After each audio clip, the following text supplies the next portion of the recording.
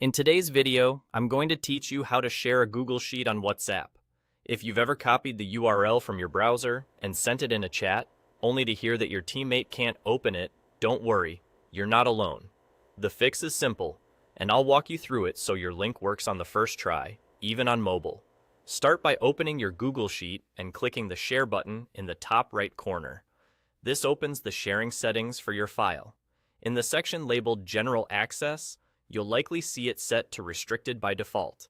That means only people you've explicitly added can open it, which is why a plain browser URL often fails. Change this setting to Anyone with the link. This doesn't post your sheet publicly. It just allows anyone who has the exact link to view or edit it based on the permission you choose. If the sheet contains sensitive information, double-check that you're comfortable sharing it this way, and remember you can switch it back later. Next, choose the right permission. Select Viewer. If you want teammates to see the data without making changes, this is great for reference, reports, or dashboards. If you need help updating cells or collaborating in real time, choose Edit to Editor. That gives full editing access, so only give it to people you trust to make changes. You can always come back and adjust permissions or revoke access if needed. Once you've decided, click Copy Link.